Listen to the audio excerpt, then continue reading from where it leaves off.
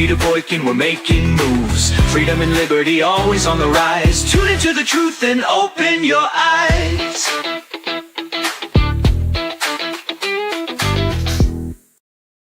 Christmas never ends, the fire, it's been burning bright since the angel choir. Christmas never ends, the fire, a season of joy with hearts inspired. Silent night, jingle bells, carolers with ICLs.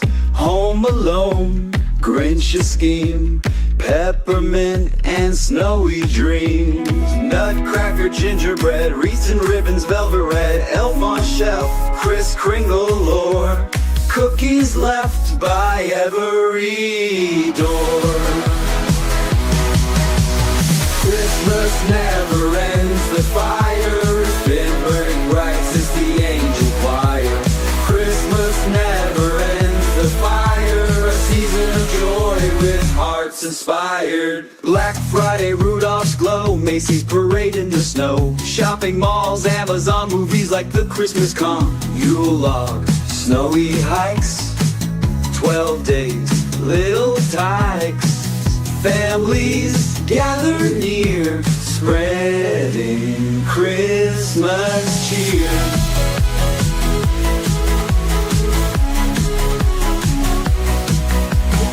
Icicles, ugly sweaters, cards with cheerful little letters, pine tree bows and string.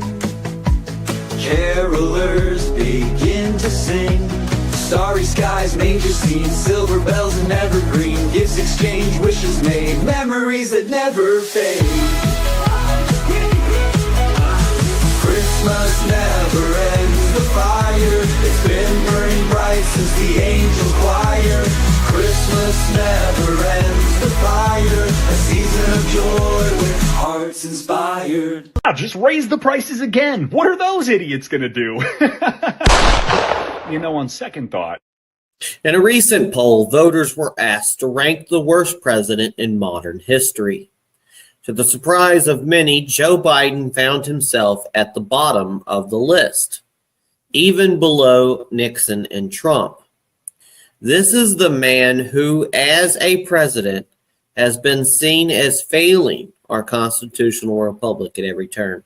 Let me just get you to understand that. He is ranked the worst president in modern history. It used to be Jimmy Carter, but Jimmy Carter gets a pass now. Now it's Joe Biden. Welcome to hashtag Go Right with Peter Boykin, and today we'll delve into the latest from the front lines of the constitutional republic, where the fight for freedom and efficiency in governments is more critical than ever. But let's start with a tale of a bold move. Echoing his campaign promises, President-elect Donald Trump has put Mexico on notice, demanding action against the fentanyl crisis or face economic repercussions. And just recently, Mexico responded with what has been described as the largest fentanyl bust in history. So today we dive into this international standoff, discussing its implications for U.S.-Mexico relations, trade, and the ongoing war on drugs, and lots of other facts. We'll be right back with hashtag Go Right with Peter Boykin. Remember, we fight for what's right because it's time to go right. Time to go right.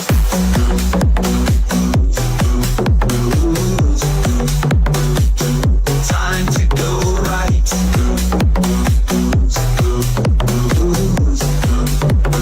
Time to go right. The legal maneuvers by President-elect Donald Trump's team to dismiss charges in New York, branding the legal proceedings as failed lawfare, are emblematic of a broader fight. This isn't merely about defending Donald Trump. It's a defense of the very principles upon which our constitutional republic stands. The argument that these charges are politically motivated strikes at the heart of our justice system's integrity and points to what many perceive as an erosion of due process. This legal battle underscores an ongoing struggle to uphold the Constitution, particularly in the face of what conservatives view as an overreach by state authorities into federal jurisdiction. This perceived overreach not only questions the separation of powers, which is a cornerstone of our governments laid out by our founding fathers, but also challenges the fundamental legal protections our Constitution promises to all citizens. The defense of Donald Trump here is therefore seen as a stand for constitutional rights, a call to protect the sanctity of our legal system from becoming a battleground for political vendettas. In an ambitious move to align with conservative values of limited government and fiscal conservatism, Elon Musk and Vivek Ramaswamy, as the co-chairs of the newly formed Department of Government Efficiency, DOGE, D-O-G-E, are spearheading an effort to reduce federal spending by $2 trillion. This initiative, while not having the power to make unilateral cuts, aims to influence fiscal policy by promoting efficiency in government operations, a core tenet of constitutional conservatism. Their discussions with lawmakers, supported by figures like Speaker Mike Johnson, underscore a concerted push to streamline government activities, reducing what many conservatives view as overreach. Critics argue this might lead to cuts in essential services. Yet from a conservative perspective, DOGE represents a return to the constitutional ideal where the government is limited to functions it can perform effectively, embodying the ethos of small, efficient governments. Meanwhile, Jeff Bezos backs the Trump's Department of Government Efficiency. Watch this video. But I'm just saying they're certainly very good competitors, and no doubt about that. I take at face value what has been said, which is that he is not going to use his political power to advantage his own companies or to disadvantage his competitors. I take that at face value. I could be wrong about that, but I think it could be true. I think he probably is trying to, I think this Department of Government Efficiency and that he and Vivek are helping Trump with and so on. Again, I've had a lot of success in life not being cynical. And I've very rarely been taken advantage of as a result. It's happened a couple of times, but not very often. And I think that cynicism, why be cynical about that? Let's go into it hoping that the statements that have been made are correct, that this is going to be done, above board in the public interest. And if that turns out to be naive, well, then we'll see. But I actually think it's going to be great. I'm hoping. In an unusual move, Meta, which you might know it as Facebook, the parent company of social platforms like Facebook and Instagram and Threads, has admitted to over-censoring content. You think? Especially during politically charged times. This admission from Meta's president, Nick Clegg, marks a significant acknowledgement of overzealous moderation, which has long been a point of contention for free speech advocates. This step towards transparency could be seen as a victory for those who argue that while private companies have the right to moderate content, there exists a moral obligation to ensure this moderation does not unduly silence public or political discourse. I mean, especially when you're social media and you're supposed to be an open forum. You're supposed to be the, soapbox of ideas. And what we saw was during the election, 2020, and the whole COVID situation, mass amounts of censorship. This admission not only highlights the issues with content moderation, but also opens a dialogue on the balance between platform autonomy and the preservation of free speech, especially in the context of First Amendment rights. By addressing these past errors, Meta might contribute to reducing the push for governmental oversight of speech on private platforms, which is often debated in light of free speech protections. A significant legal decision has been reached regarding TikTok, where a federal appeals court has upheld legislation that could mandate its Chinese owners to either divest or face a complete ban in the United States. This ruling underscores growing concerns over national security, particularly the potential for foreign entities to influence or manipulate American digital platforms.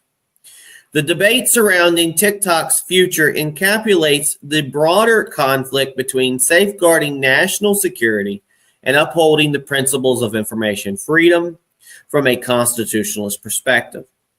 There's a call for greater transparency regarding the specific threats posed by TikTok.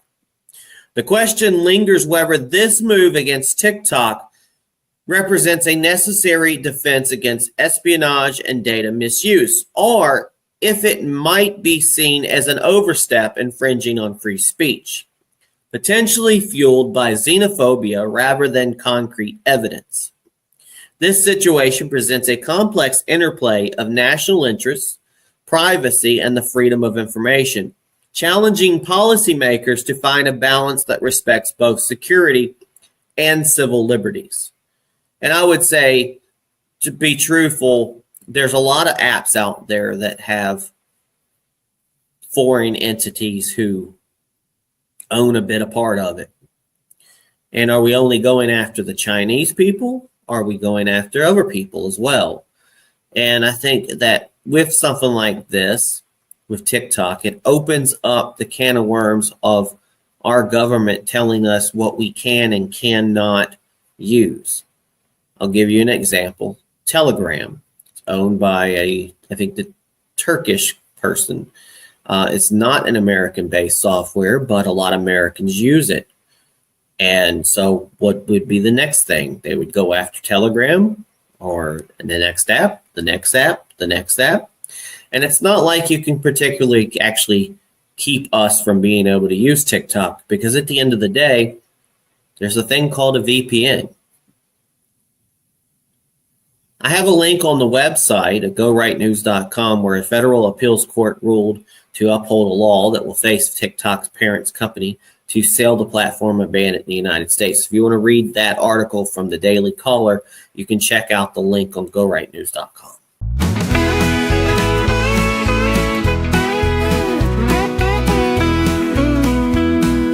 MAGA around the Christmas tree, the red, white, and blue aglow with patriot cheer. It's finally here, the season we all know. We're singing loud, the world's in awe. It's Christmas we declare. With liberty and victory, there's freedom in the air.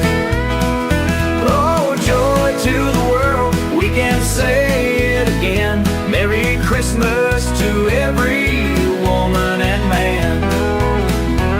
Trump's back in town, the star shines bright. MAGA's leading through the silent night. The stockings are hung, the spirit it is strong. Our faith is burning bright.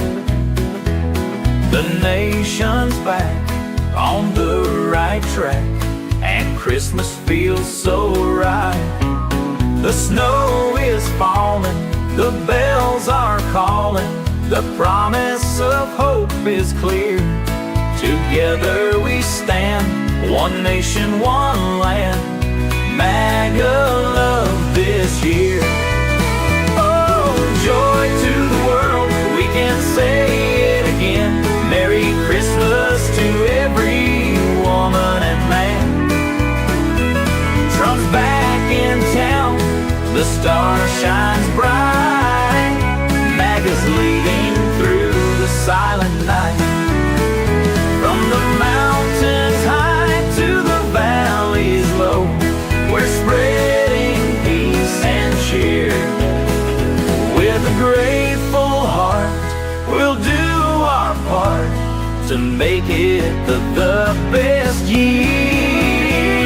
The tree is lit, the spirit's lit, we're standing hand in hand. With Trump we say, God bless the USA. It's a MAGA Christmas plan. Oh, joy to the world, we can say it again. Merry Christmas to every woman and man. Trump's back in town, the star shines bright. MAGA's leading through the silent night. MAGA's leading through the silent night. MAGA around the Christmas tree, our voices raised in song. Together we're strong all season long. Merry Christmas all year long.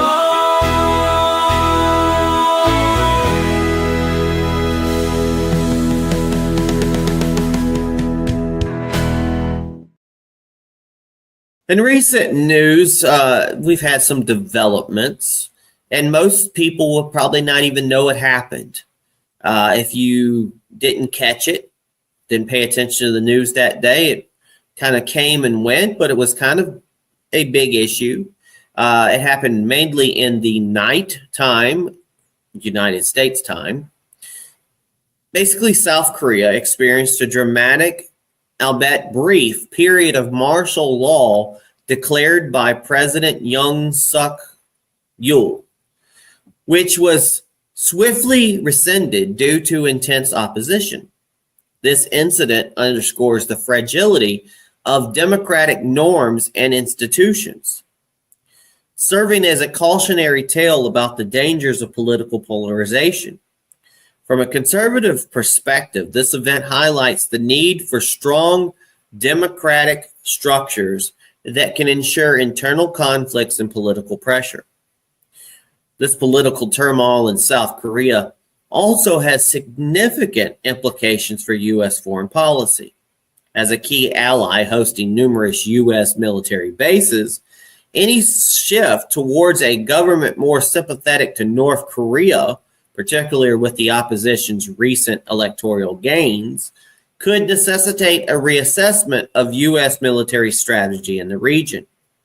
And this situation prompts questions about how the U.S. should support its democratic allies while ensuring that its own security interests are not compromised by their internal political dynamics.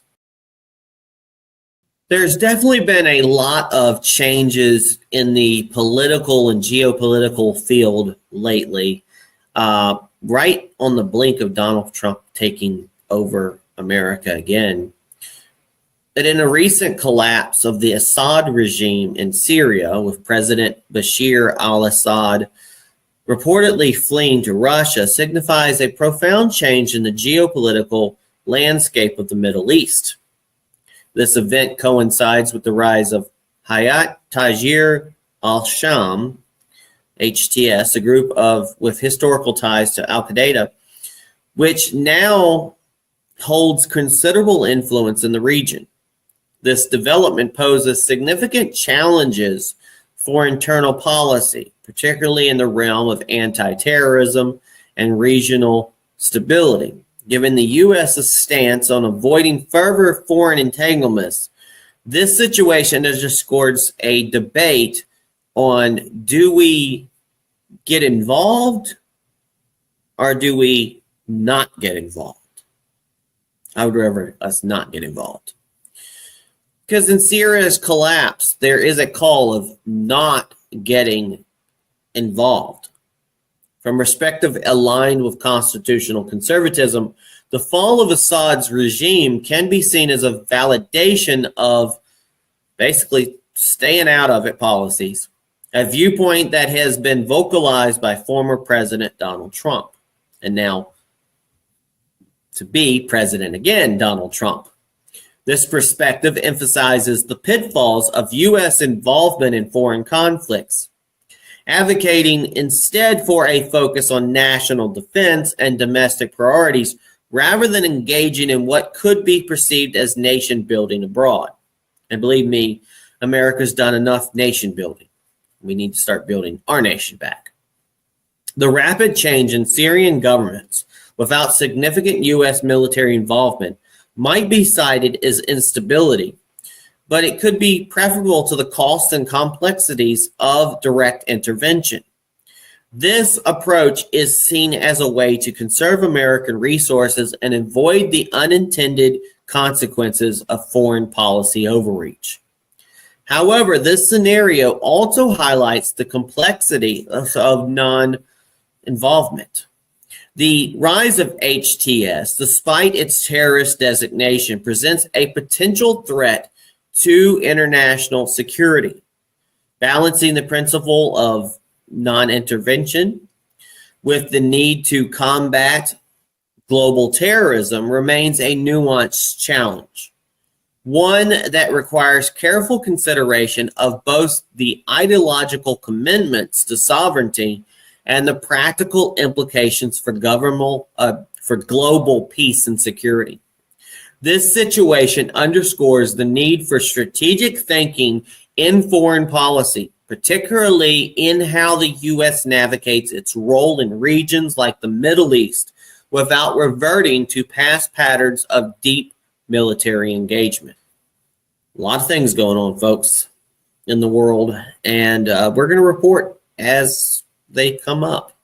We'll be right back with GoRightNews.com. America, no matter where they lived, whether they went to college or not, I was determined to restore U.S. leadership in industries of the future. 4 years later, we have proof that the playbook is at least now working. Within the first 2 months of office, I signed the American Rescue Plan, the most significant economic recovery package in our history, and also learned something from Donald Trump. He signed checks for people for $7,400 because we passed the plan. And I didn't. Stupid. Anyway.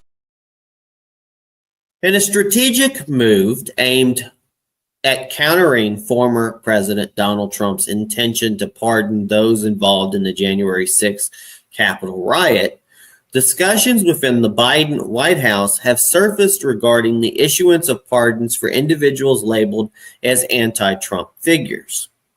This could include high-profile political allies or public officials who have been or might be targeted for their opposition to Donald Trump. These considerations are part of a broader debate on the use of executive clemency powers, especially in the light of Biden's recent pardon of his son, Hunter Biden. Now, the public and political fields have reaction to this. The idea of such preemptive pardons has not been universally welcomed. California Governor Gavin Newsom has publicly voiced his disappointment, arguing that such actions might compromise the integrity of legal accountability.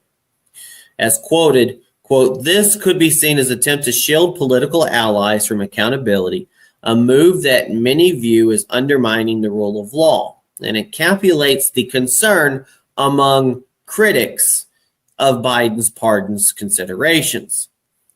Now, as we analyze this, the impact of legal system and public trust, the erosion of legal accountability, the strategic use of pardons to protect political allies from legal scrutiny could further blur the lines between law and politics, potentially leading to a significant erosion of legal accountability.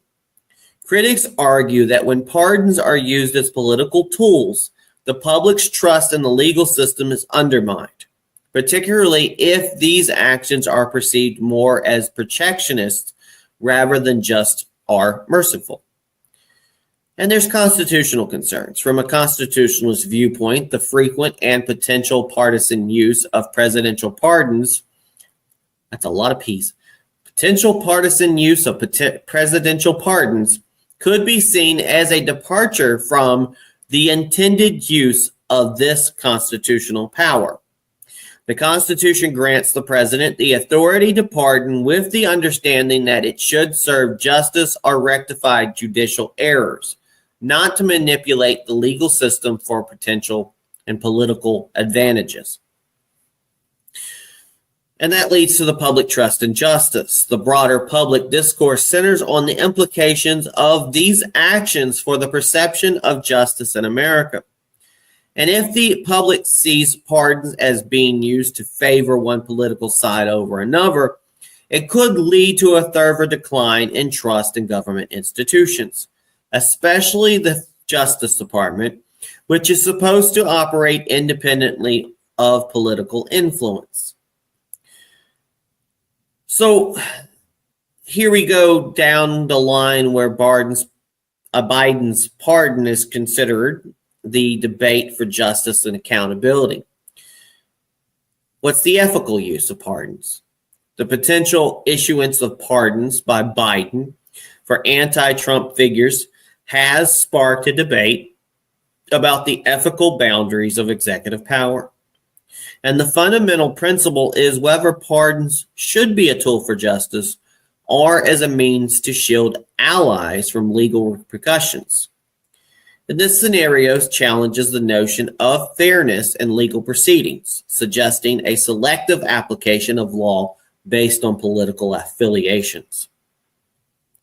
Meanwhile, if you go to gorightnews.com, you can check out a link for an article in the Daily Caller that talks about California Governor Gavin Newsom said he was disappointed that Joe Biden pardoned his son. Meanwhile, you can watch these two videos coming up. The first video is Charlemagne battles the hags on The View over Biden's pardoned Hunter. Let me ask you something that's going around right now. A lot of this conversation about President Biden getting criticized from both sides of the aisle for pardoning his son Hunter after repeatedly saying he would never do it. And a lot of people are saying that it's hypocritical, et cetera, as if the other side doesn't do it. But what's your reaction to it? I mean, I think all of the criticism is valid because, Democrats stand on this moral high ground all the time. And, they act so self-righteous. The reality is he didn't have to say anything in regards to, whether or not, his son wanted to be pardoned. He could have said, hey, man, I'm not focused on that right now. But since they were calling Trump a threat to democracy and they were saying that, nobody's above the law, but they were speaking about him, that's what they were running on. So when he kept saying things like, nobody's above the law, I respect, the jury's decision in regards to my son, he didn't believe that. But he didn't have to volunteer that lie to begin with. I'm going to stop you for a second. Uh-oh. Only because you don't know that it was a lie. We don't know why he changed You really think he just changed his mind over Thanksgiving weekend all of a sudden? No, I'm going to tell you what I think. Okay. Yeah. I think he changed his mind because he got sick of watching everybody else get over. And this is just my feeling, because at some point you get to the place where you just go, so I'm just going to follow the straight and narrow always, because that's what's expected of Democrats. But that's their fault. They're the ones that go out. They're the ones that go out there and they stand on this moral high ground. Listen, they don't have to do that. I'm a Democrat. Tell me what the moral high ground is. The moral high ground is nobody's above the law. I respect what the jurors are saying. He don't have to do that. So we're mad at him because he changed his. Oh no. By the way, I'm not mad at him pardoning Hunter Biden. But you sound like you're mad. No. The next video after that is MSNBC Joy Reid's hated pardons under Trump, but changed her tune with Biden. The presidential pardon was originally meant to grant the president the power to temper justice with mercy. It was not enshrined in our Constitution so that a dishonorable man could reward his criminal allies, friends, and family for their corrupt practices. I don't have a problem with Biden pardoning his son. He should have pardoned him. The crazies are coming, right? But to me, it's like, pardon more. Former President Donald Trump has pledged to, quote, free the January 6 hostages. as one of his first acts if he returns to the White House, which he is returning to the White House. This commitment has stirred significant debate and has been a focal point of his campaign, where he has repeatedly referred to the January 6 rioters as hostages, warriors, and unbelievable patriots. Now, the public has a reaction to this. Opinions on this promise are deeply divided. Trump supporters see this as an act of justice for those they believe have been unfairly prosecuted, while critics argue it could undermine the legal consequences for those involved in the Capitol riot on January 6, 2021. As for legal context, over 1,400 individuals have been arrested in connection with the Capitol so-called attack, with hundreds sentenced to prison terms. Trump's promise of pardons has led to some defendants requesting delays in their legal proceedings, anticipating clemency. Now here's a quote, "I am going to be acting very quickly. I'm looking first day," Trump said in a recent interview, indicating his immediate intention to address the issue upon re-election. Quote, "I'm going to look at everything. We're going to look at individual cases," he added, suggesting a case-by-case approach, but did not rule out pardoning those who assaulted police officers. I, for one, know, and this is my personal opinion, that although we talked about some of the Biden pardons, all presidents kind of get to do this. In this case, with January 6th, when you have people being prosecuted surely because of political partisan reasons, this case, the left, Biden, Kamala Harris, a failure of Nancy, and a failure of the Democrat Party to protect the Capitol, etc. The blame they put on Donald Trump over the years, the considerable amount of partisanship when it came to calling MAGA people terrorists, making people lose their jobs, going after their documents. I, for one, went to January 6th. I left because they had a curfew. I got out of town. I did not participate in the stuff that happened afterwards. I did not go and breach any walls or go inside of any Capitol. I didn't even set foot on the steps of the Capitol. I stayed out in the area, witnessed what was going on. Most of the things that was there was recorded. But I did have that council that reached out to me, and I ignored them because, for one, I am not off the record talking about what happened that day, so they can come back and put you on stand and say, "Oh, well, you said something differently." And that's kind of what they've done to like Michael Flynn and other people. They did, however, out of the blue, request my phone records from my cell phone company, and I never got a chance to say, "Hey, no." Of course, there was nothing that they found. I had a permitted rally during the time, and that's probably why they did reach out to me. And I don't know what happened in the background. They never asked me to come to court. I didn't break any rules or any laws, so they didn't come to arrest me or anything. I did, however, potentially lose one job because of it. And I believe that all January 6 people who had problems or have worried about being arrested over nothing, who have lost jobs and who have had their rights taken and harassed by this so-called committee should be allowed to, I think, sue the government. And there should be reparations for the January 6 people.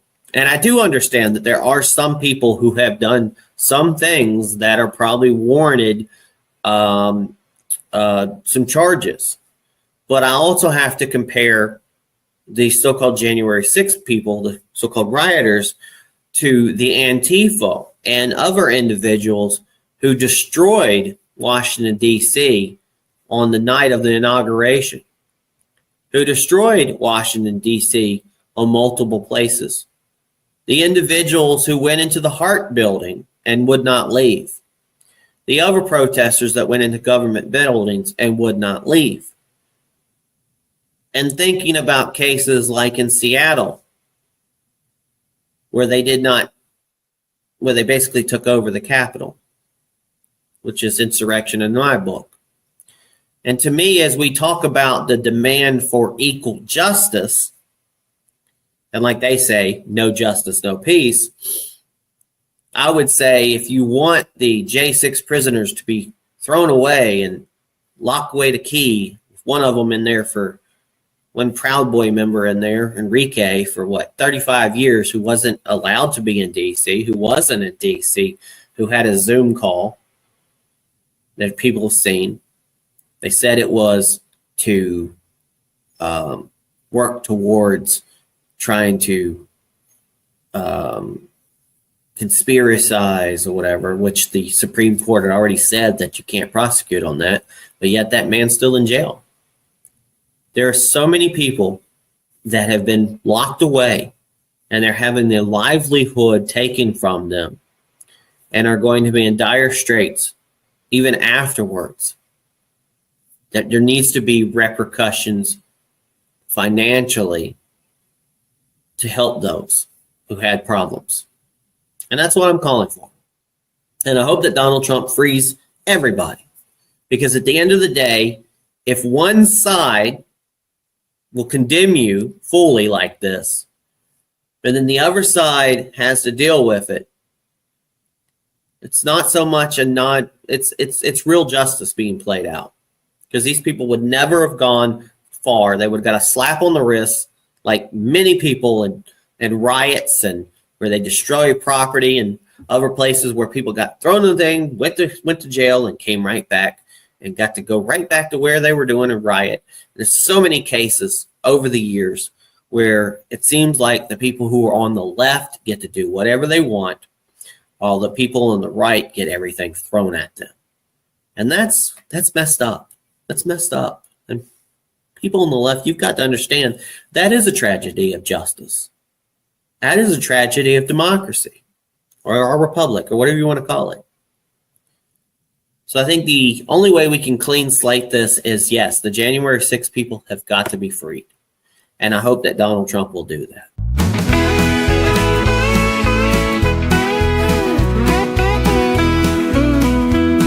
MAGA around the Christmas tree, the red, white, and blue aglow with patriot cheer. It's finally here, the season we all know. We're singing loud, the world's in awe. It's Christmas we declare. With liberty and victory, there's freedom in the air. Oh, joy to the world, we can say it again. Merry Christmas to every woman and man. Trump's back in town, the star shines bright. MAGA's leading through the silent night. The stockings are hung, the spirit it is strong. Our faith is burning bright. The nation's back on the right track, and Christmas feels so right.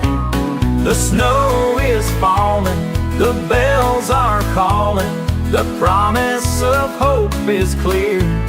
Together we stand, one nation, one land. MAGA love this year. Oh, joy to the world, we can say it again. Merry Christmas to every woman and man. Trump's back in town, the star shines bright. MAGA's leading through the silent night. From the mountains high to the valleys low, we're spreading peace and cheer. With a grateful heart, we'll do our part to make it the best year. The tree is lit, the spirit's lit. We're standing hand in hand. With Trump we say, God bless the USA. It's a MAGA Christmas plan. Oh, joy to the world, we can say it again.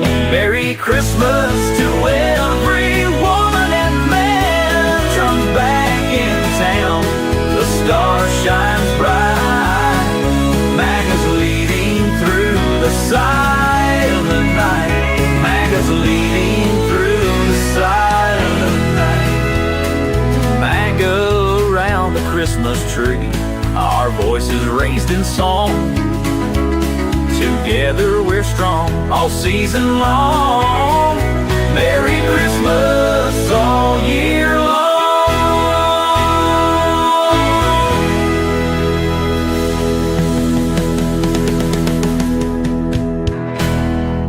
Welcome back to #GoRight News Viral Video Roundup. Our first video comes up as New York Mayor Eric Adams calls for criminal legals to be deported and says, "Cancel me." Watch this video.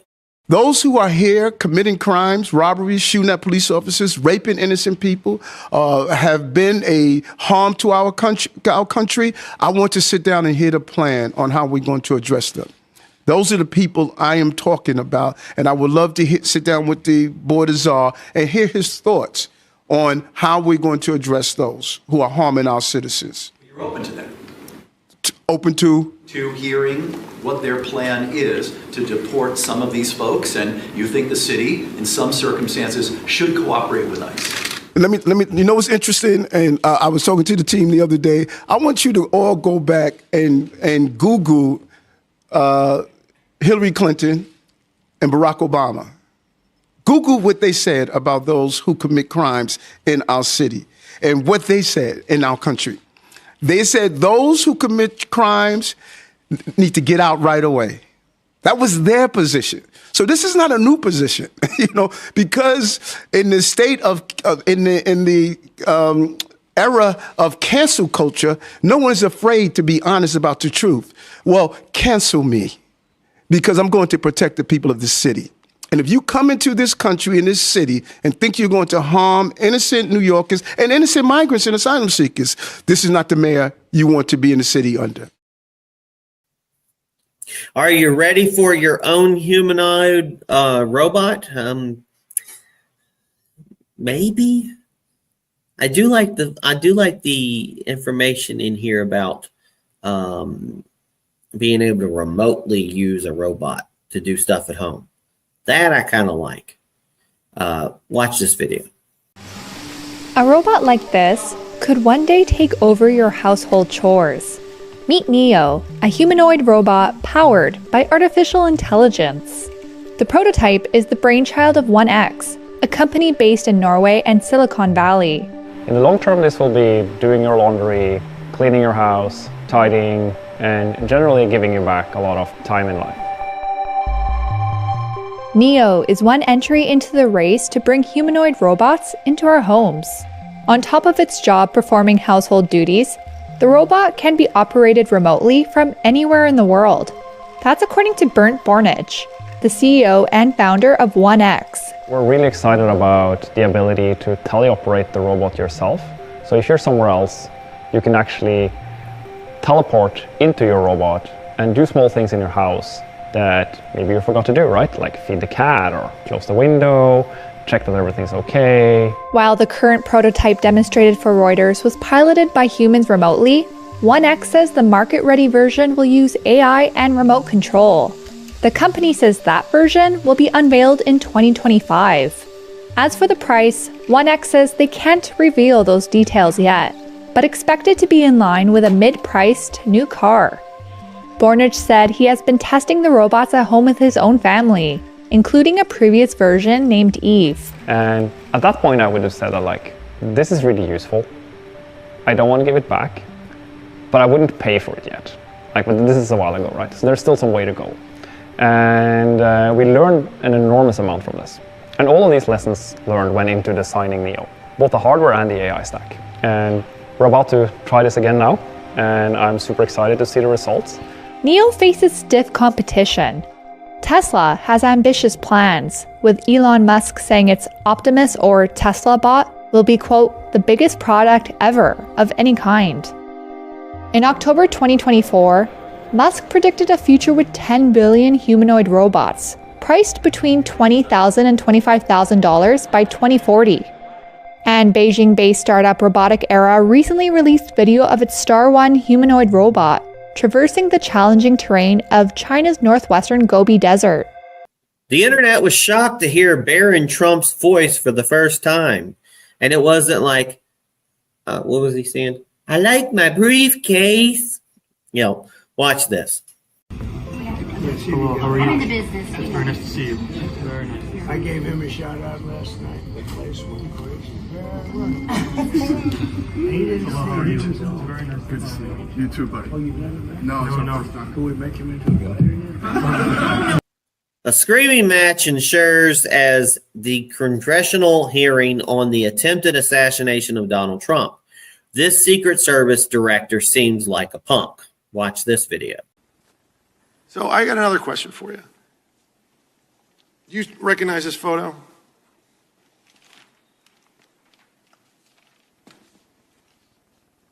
Yes, sir, I do. Okay. Was that the remembrance of September 11th? It was. Was it in New York? It was at Ground Zero. Okay. Who's usually at an event like this closest to the President of the United States, security-wise? The SAC of the detail. Special agent in charge of the detail. Were you the special agent in charge of the detail that day? Actually, let me address this. Could you please, staff, leave that? Oh, no, leave that one up with the circle around me. Thank you. So actually, Congressman, what you're not seeing is the SAC of the detail out of the picture's view. And that is the day where we remember the more than 3,000 people that have died on 9/11. I actually responded to Ground Zero. I was there going through the ashes of the World Trade Center. I was there at Fresh Kills. I'm not asking you that. I'm asking you, Congressman. Were you the special agent in charge? To show respect You were not. for a Secret Service member that died on 9/11. Oh, that you're trying to be. Do not invoke 9/11 for political purposes. Oh, I'm not. I'm invoking this. You are, sir. Gentlemen, And you are out of line. I would like to ask him a question. Please. You are out of line, Congressman. Don't try to bully me. I am an elected member of Congress, and I'm asking you a serious question, and you are playing politics. I am a public servant who has served this nation, and you won't answer the question. On our day, on our country's darkest day. Committee will come to order. Committee will come to order. I'm asking you serious questions for the American people, and they're very simple. They're not trick questions. Were you the special agent in charge that day? No, I wasn't. I was there representing the United States Secret Service, sir. Mr. Fallon, your time's expired. Did not affect protective operations. You know why you were there? Because you wanted to be visible, because you are auditioning for this job. I was there to pay respect for a fallen member of this agency. You endangered President out of line, Biden's life, Congressman. Vice President Harris's life, because you put those agents out of position. Mr. Did you have a radio with you? Mr. Fallon, your time has expired. Did you have a weapon? No, I did, sir, and you are out of line. Mr. Chairman. Yes, sir. Please. All right. And we are back in order now. We are back in order now. Thank you. Mr. Moskowitz, you are now recognized for 5 minutes. Okay. Congressman? How you doing? Good, sir. All right. So Representative Nancy Mace makes the U.S. Census Director explain how illegals are counted on the census. Watch this video and we'll be right back. Are illegals counted in the census, yes or no? Yes, if they're permanent residents, if they reside in the U.S. Okay, so when you're doing the census with folks and asking the question, you're asking them if you're not asking if they're a citizen, you're asking, do you ask if they're a permanent resident? We ask folks to list everyone who lives at that residence. Okay, but you're saying you're only counting illegals if they're a permanent resident. Well, if they live at that residence. It's the interpretation of the instructions. So your definition of permanent residence is that they live at a place in the U.S., at a U.S. address. Yes, I believe I misspoke because there's a legal Oh, you definition to definitely permanent, misspoke. to permanent Okay. resident. It's someone who usually lives at that address. So I'm going to ask the question again. Are illegal aliens, criminal illegal aliens, the people that break the law coming into our country when they enter in the door illegally, are they counted in the U.S. Census, yes or no? Yes.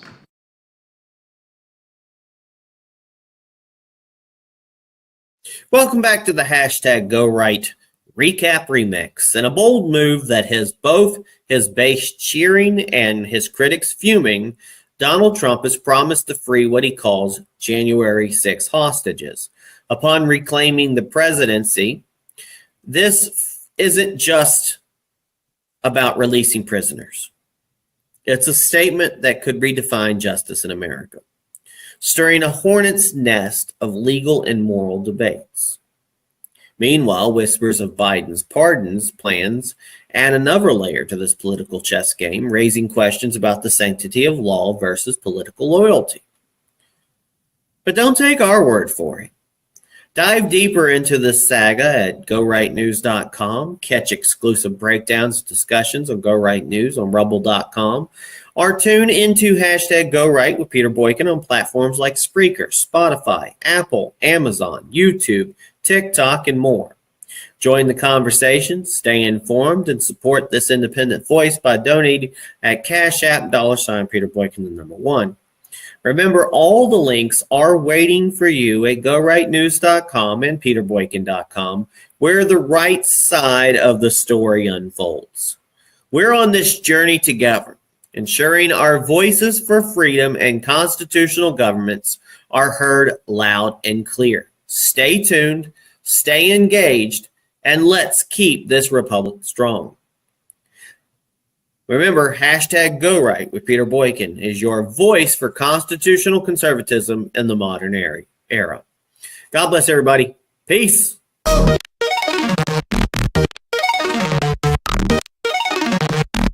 It's time to go right. Let the truth ignite.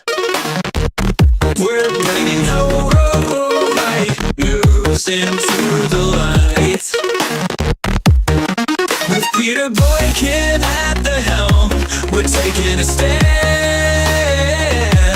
Constitutionalist for America, we protect this land. Welcome to the place where opinions align. With liberty's flame, our voices combine. Citizen journalism, honest and true. Let's go right, it's the podcast for you.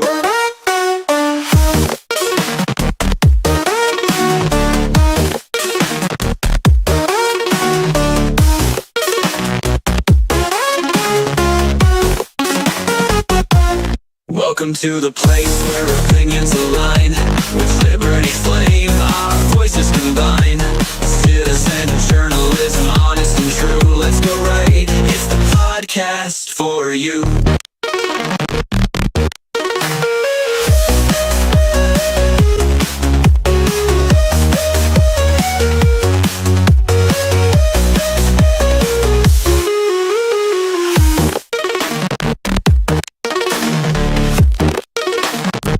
It's time to go right.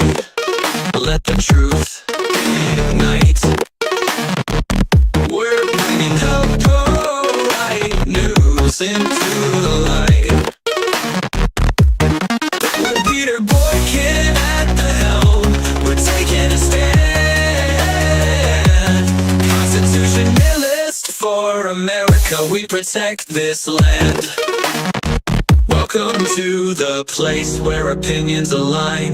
With liberty's flame, our voices combine. Citizen journalism, honest and true. Let's go right, it's the podcast for you.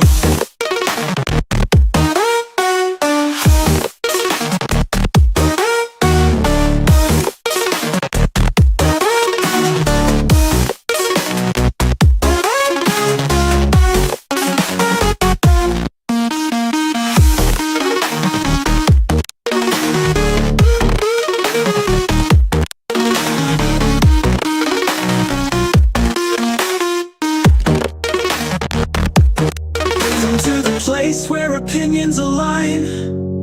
With liberty's flame, our voices combine. Citizen journalism, honest and true. Let's go right, it's the podcast for you.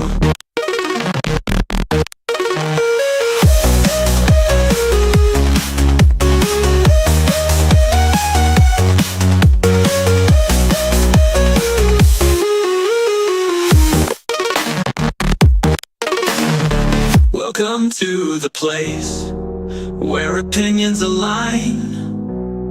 With liberty's flame, our voices combine. Citizen journalism, honest and true.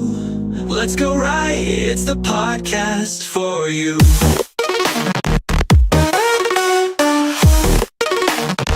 Welcome to the place.